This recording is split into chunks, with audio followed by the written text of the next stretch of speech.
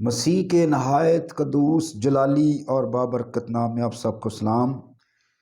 چھٹا کلمہ یوحنا کی انجیل اس کے 19ویں باب کی 30ویں آیت میں یوں لکھا ہے، پس جب یسوع نے وہ سرکہ پیا تو کہا کہ تمام ہوا، اور سر جھکا کر جان دے دی۔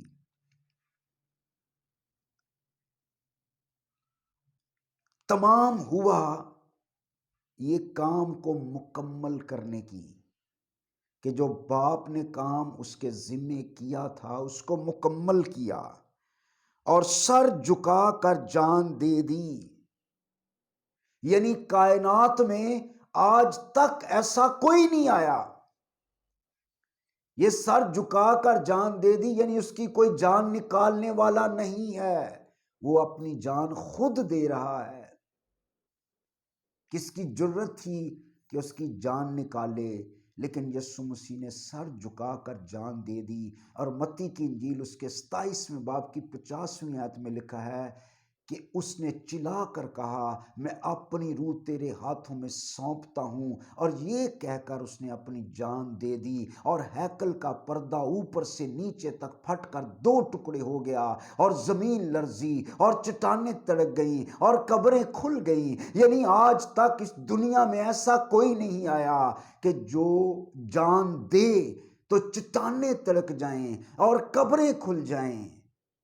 یعنی اس کے مرنے پر قبریں کھل گئیں۔ آج تک ایسی موت دنیا میں نہیں ہوئی، اور یسوع مسیح نے سر جھکا کر جان دے دی۔ اس کا مطلب یہ ہے کہ یسوع مسیح نے اپنی جان خود دی۔ یعنی اگر آپ دیکھیں دنیا میں ہر انسان جب پیدا ہوتا ہے اس کو کتنی بھی بیماریاں لگی ہوں وہ مرنا نہیں چاہتا، وہ زندہ رہنا چاہتا ہے۔ دنیا میں ہر انسان زندہ رہنے کے لیے پیدا ہوتا ہے، لیکن یسوع مرنے کے لیے پیدا ہوا تھا، اور اس نے خود کہا کہ میں اپنی جان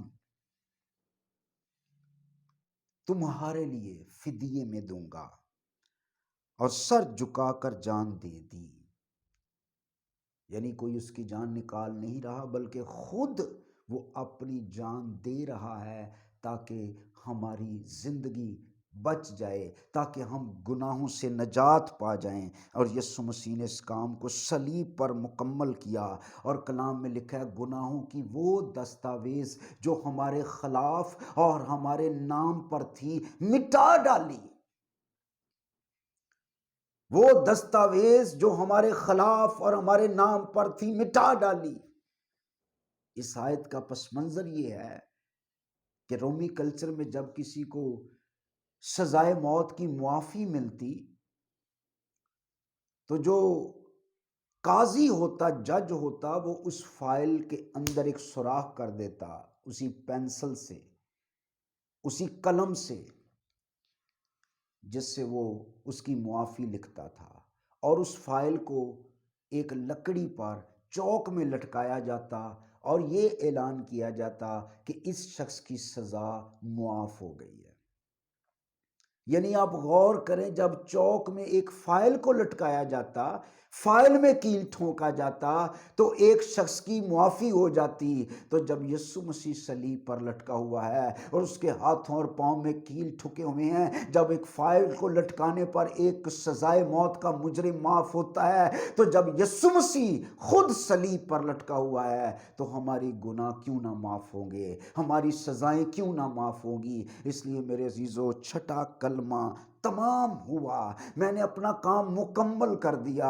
وہ اپنے باپ کو بھی رپورٹ دے رہا ہے کہ باپ، جو ذمہ داری تو نے دی میں وہ مکمل کر دیا، اور انسان کو بھی پیغام دے رہا ہے کہ اے بنی نوع انسان، میں نے تم سے محبت کی، میں نے اپنی جان تمہارے فدیے میں دی ہے، اور تمہاری نجات کا کام، تمہاری رہائی کا کام، تمہارے چھٹکارے کا کام میں نے صلیب پر مکمل کر دیا ہے۔ اگر کوئی اس پر ایمان لائے گا تو وہ نجات پائے گا اور جان دے دی۔ یعنی آپ دیکھیں دنیا میں جتنے بھی آئے وہ مارنے والے